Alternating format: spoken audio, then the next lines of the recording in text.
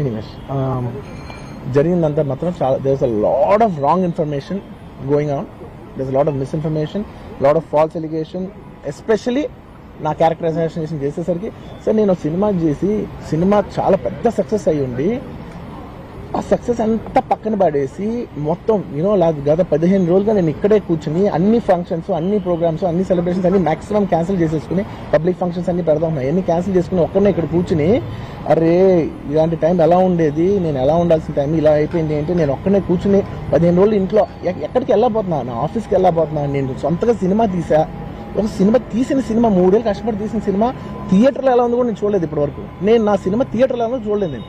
And that's my biggest education. మీరు రాబోయే సినిమాలు నేను ఎలా తీయాలి, ఇట్స్ మై లెర్నింగ్ కర్వ్. నాకు చాలా ఇంపార్టెంట్ నేను థియేటర్లో చూడటం, నేను నేర్చుకుంటా సినిమాని, నేను మీకు నెక్స్ట్ ఇవ్వాలంటే సినిమా నేను అలాంటి నేనేం చెప్తున్నానంటే ఇలాంటి టైంలో కూడా నేను ఒక్కనే ఇంట్లో 15 రోజులు కూర్చుని అరే ఇట్స్ ఓకే అయ్యేది అయింది, ఇట్స్ ఓకే మాకు తప్పేం లేదు అంటే డైరెక్ట్ ఇన్వాల్వ్మెంట్ లేదు, నా ప్రెమిసెస్లో అయింది కాబట్టి I am extremely apologetic for what has happened. అలాంటిది ఇలా 15 రోజులు కూర్చున్న తర్వాత మీరు ఇలా అన్నారంట, మీరు అలా అన్నారంట, కాళ్ళు చేతులు ఇరిగిపోతే పర్లేదు అన్నారంట అంటే డెఫినెట్లీ చాలా బాధ వేస్తుంది. అందులో ఏంటి ఒక నేషనల్ మీడియా ముందు ఇలా మాట్లాడతాం అనేది నా క్యారెక్టర్ అసాసినేట్ చేసినట్టు కదా దేశం ముందు. అరే నేను కష్టపడిందే ఈ 3 ఏళ్ళు తెలుగు నా ఆడియో ఫంక్షన్ చూడండి నేనేమన్నాను, నా సినిమా చూడండి అది అన్నాను, నేనేమన్నాను అరే మన తెలుగు పరువు తీసి ఎక్కడో నిలబెడదామని ఒక అటెంప్ట్తో చేశాను. అలాంటిది నేను అంత ప్యూర్ ఇంటెన్షన్తో చేస్తే నేను ఇలా చేశాను అలా చేశాను నా మీద ఫాల్స్ ఎలిగేషన్ నాకు ఎంత బాధ వేస్తుంది. This is personally I mean to nobody, I respect everybody. నేను అసలు ఇది ఏం పర్సనల్ అటాక్ కాదు, ఏమీ కాదు, నేను జస్ట్ నా గురించి ఫామ్ అవుతున్న ఇన్ఫర్మేషన్ పీపుల్కి చెప్దామని, ఇలా జరుగుతుంది ఇది నిజం కాదు దయచేసి అర్థం చేసుకొని చెప్పడానికి. అండ్ ఒక సిరీస్ ఆఫ్ ఈవెంట్స్లో చెప్తాను జరిగిన విషయం. ఏమంటే జరిగిన విషయం చాలా అన్ఫార్చునేట్. నేను గత 3 ఏళ్ళుగా ఈ సినిమా థియేటర్లో చూస్తేనే నాకు తెలుస్తుంది, అంటే నేను ఇన్ని కోట్లు పెట్టి అమ్మేం కదా సినిమా, నాకు రెస్పాన్సిబిలిటీ ఉంటుంది, సినిమా ఎలా ఉంది థియేటర్లో చూస్తే నా 3 years ఎఫర్ట్, అది జస్ట్ ఒక షో కాదు, నాకు ఎమోషనల్గా అది 3 years ఎఫర్ట్. అసలు ఏమవుతుంది నా future it's like make or break moment for me. So అలాంటి ఇంపార్టెంట్ పాయింట్లో నేను వెళ్తూ నేను అదే ఆలోచించాను తప్ప నేనేమి ఇర్రెస్పాన్సిబుల్గా గత 20-30 ఏళ్ళుగా నేను అదే థియేటర్కి వెళ్తున్నాను, ఓల్డ్ సినిమాలకి వెళ్ళాను నేను అదే థియేటర్కి, నా సినిమాలు కాకుండా బయట సినిమాలకి వెళ్ళా, ఎప్పుడు ఇలాంటి యాక్సిడెంట్ అవ్వలేదు. అండ్ నేనేదో ఇర్రెస్పాన్సిబుల్గా థియేటర్కి వెళ్ళిపోయాను, పర్మిషన్ లేకుండా వెళ్ళిపోయాను అనేది అబ్సల్యూట్లీ ఫాల్స్ ఇన్ఫర్మేషన్. అలాంటిది ఏమీ లేదు. థియేటర్ వాళ్ళు పర్మిషన్ సార్ట్అవుట్ చేసుకున్నారని చెప్పి మేము అక్కడికి వెళ్ళాం, అక్కడికి వెళ్తే పోలీసులే క్లియర్ చేస్తున్నారు అక్కడ. So it is understood that everything is sorted, నేను వాళ్ళ డైరెక్షన్లోనే వెళ్తున్నాను. అండ్ ఏంటి వాళ్ళు ఒకవేళ నిజంగా పర్మిషన్ లేకపోయి ఉంటే చాలాసార్లు వాళ్ళు చెప్తారు సార్ మీ పర్మిషన్ లేదంటే మేము రెండింటితో వెళ్ళిపోతాం, వాళ్ళే క్లియర్ చేసి ముందుకు రమ్మంటూ ఉంటే పర్మిషన్ ఉందనుకునే కదా మేము ముందుకు వెళ్తూ ఉంటాం in that flow of things. So నేను ఆ మైండ్ స్పేస్లోనే ఉన్నాను. అండ్ నేను చెప్పాల్సింది ఏంటంటే అసలు ఇక్కడ this a false allegation that there is a road show, ఏంటిది ప్రొసెషన్, అసలు ప్రొసెషన్ కాదు, రోడ్ షో కాదు, ఏమీ కాదు, జస్ట్ థియేటర్ ఇక్కడ ఉన్నాను, అక్కడ theatre just couple of metres away, couple of yards away from the theatre, అది అసలు రోడ్ షో కాదు, ఏమీ కాదు. కార్ అలా వెళ్తూ ఆగిపోయింది.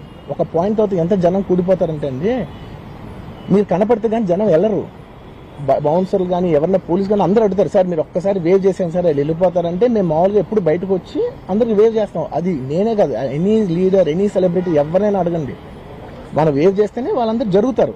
ఓకే చూసాం సాటిస్ఫాక్షన్ ఉంటుంది, అప్పుడు దే స్టార్ట్ మూవింగ్ అవే. ఆ దీని మీద చేశాను. And is also respect. ఇంత వేల మంది చూస్తానికి వచ్చినప్పుడు నేను నా కార్ లోపల టెంటెడ్ కార్ లోపల దాక్కుని కూర్చుని ఉన్నా, బట్ అంతమంది అంతమంది వచ్చినప్పుడు వాళ్ళకి ఏం కావాలి, హీరోది ఒక గ్లిమ్స్ కావాలి అంతే. అది కూడా ఇవ్వకపోతే నేను ఎంత ఆరగెంట్ కింద ఉంటుంది, ఇంతమంది ప్రేమ చూపిస్తే నా కాలు కూర్చున్నారులే అనుకుంటాను నేను. అరే నేను బయటకు వచ్చి ఒక్కసారి వాళ్ళందరికీ థ్యాంక్ యూ ప్లీజ్ పదండి ఇలా అంటుంటాను. మీరు చూడండి నా జస్టిస్ అని చూడండి, ఇలాంటే ఇలా పదండి అంటే నేను చెప్తేనే వాళ్ళు వెళ్తారు. అది పోలీసులు కానీ బౌన్సర్లు కానీ అందరూ మేనేజ్మెంట్ అందరూ అడుగుతారు సార్ మీరు చెప్తేనే వింటారు, ఒక్కసారి మీరు చెప్పండి అంటే నేను వచ్చి బయటకు వచ్చి ఇలా వేవ్ చేసి ఇలా అంటే వాళ్ళందరూ జరుగుతుంటారు. That is how we went into the theatre. And థియేటర్కి వెళ్ళిన తర్వాత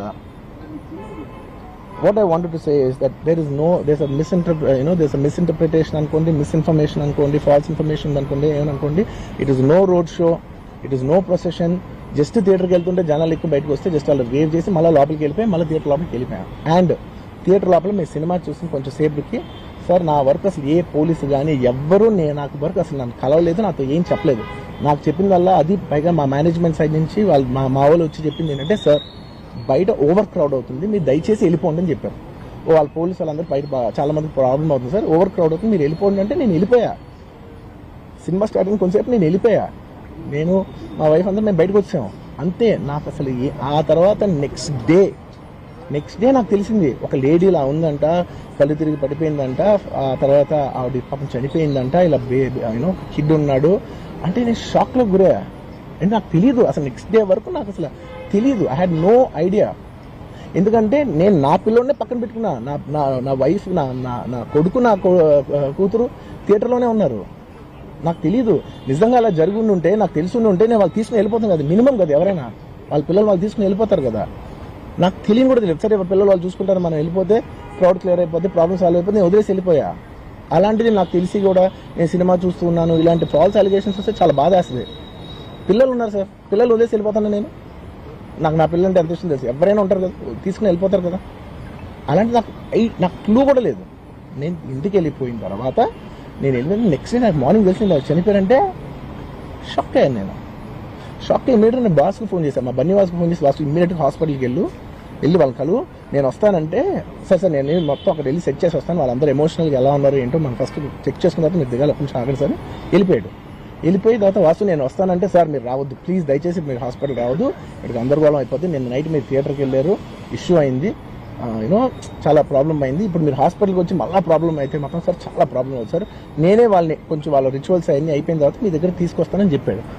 ఓకే అని వెయిట్ చేసేసరికి ఇమీడియట్గా ఏం చెప్పారు, సార్ ఏమనుకోవద్దు, వాళ్ళు మీ మీద కేసు ఫైల్ చేశారు, ఇప్పుడు మీరు వాళ్ళు కలవడానికి లేదంటే నేను మా లీగల్ టీం అదేం పర్లేదు వాసు నేను వచ్చేస్తాను. నేను కొంచెం మూర్ఖంగా మాట్లాడుతుంటే, సార్ మా లీగల్ టీం చాలా స్ట్రిక్ట్గా చెప్పింది, sir they file the case on you, మీరు ఇప్పుడు వెళ్తే legally it is not right thing to do, please don't go అని చెప్తే అప్పుడు ఆగాల్సి వచ్చింది.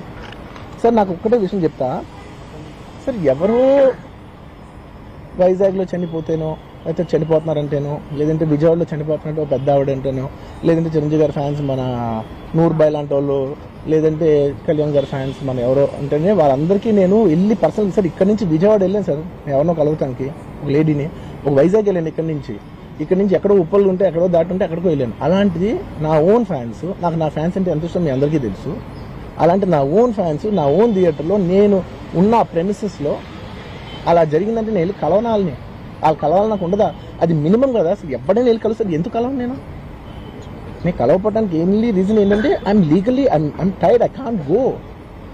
అంత మాత్రం నేను స్పందించలేదు అని అంటానికి కూడా లేదు. సో నాకు ఏం చేయాలో తెలియక నెక్స్ట్ డే సరే వాసు మనం వెళ్ళకపోతే బాగోదు, ఏం చేయాలో తెలియక అప్పటికప్పుడు ఒక వీడియో పెట్టాను. ఎందుకంటే నేను కూడా షాక్లో ఉన్నా, జెన్యున్లీ నేను కూడా షాక్లో ఉన్నా. అరే ఇలా అయింది ఏంటి, ఎటు కాకుండా హాఫ్ ఉన్నాను నేను జెన్యున్ చెప్పి హాఫ్ ఉన్నాను. నేను ఇప్పుడు కూడా కొంచెం హాఫ్గానే ఉన్నాను. నాకు తెలుస్తుంది నేను కరెక్ట్గా సెంటర్డ్గా లేను, కొంచెం ఆఫ్లోనే నాకు తెలుస్తుంది. ఎనీవేస్ నెక్స్ట్ డే నాకు వీడియో పెట్టా, సరే to just show that I'm there, it's not even about the money, అంటే it is just money is just gestures to show that I'm willing to do something అని చెప్పడం కోసం. ఆ తర్వాత నేను ఏం చేయొచ్చు ఆ తర్వాత మేము అన్ని సెలబ్రేషన్స్ క్యాన్సిల్ చేసాం. వద్దు అసలు వాళ్ళకి అలా ఉంటే మనం ఎలా సెలబ్రేట్ చేస్తాం, మొత్తం అన్ని క్యాన్సిల్, పెద్ద ఫంక్షన్స్ అక్కడ కర్ణాటకలో అక్కడెక్కడ పెద్దగా చేద్దాం అనుకున్నాం. వద్దులే ఇంకా దీని తర్వాత అన్ని షట్ చేసానని చెప్పేసి ఇంకా నా ప్రయత్నంలో నేను ఏం చేశానంటే, డాడీ మీరు వెళ్ళి కలవంటే ఆయన కూడా కలవకూడదు అన్నారు. ఓకే ఒక స్పెషల్ పర్మిషన్ పెట్టి నువ్వు వెళ్ళు, కొన్ని మా ఫాదర్ ఇన్ లా పంపించండి, లేదంటే సుకుమార్ గారు పంపించండి, లేకపోతే వాళ్ళ వైఫ్ని పంపించండి, లేకపోతే ప్రొడ్యూసర్స్ పంపించండి, బన్నీవాసం పంపించండి, ఇలా ఎప్పటికప్పుడు అప్డేట్ తెచ్చుకుంటాను to know what is happening with the kid. అంతే తప్ప నేను అసలు ఏం కేర్ చేయట్లేదు. ఇలా కొన్ని ఫాల్స్ ఎలిగేషన్స్, క్యారెక్టర్ అసాసినేషన్ మాటలు వచ్చినప్పుడు మాత్రం చాలా బాధ వేస్తాను. నేను ఎన్నైనా తీసుకోగలను, నన్ను నమ్మండి, మీ అందరూ తెలుసు ఐఎమ్ స్ట్రాంగ్ పర్సన్, నేను చాలా ఫేస్ చేస్తాను, నేను తీసుకోగలను, నేను తట్టుకోగలను. కానీ ఇలాంటి అన్నప్పుడు మాత్రం ఇంత లో పాయింట్లో ఇట్స్ జెన్యున్లీ లో పాయింట్, నాకు జెన్యున్లీ ఇట్స్ అ లో పాయింట్.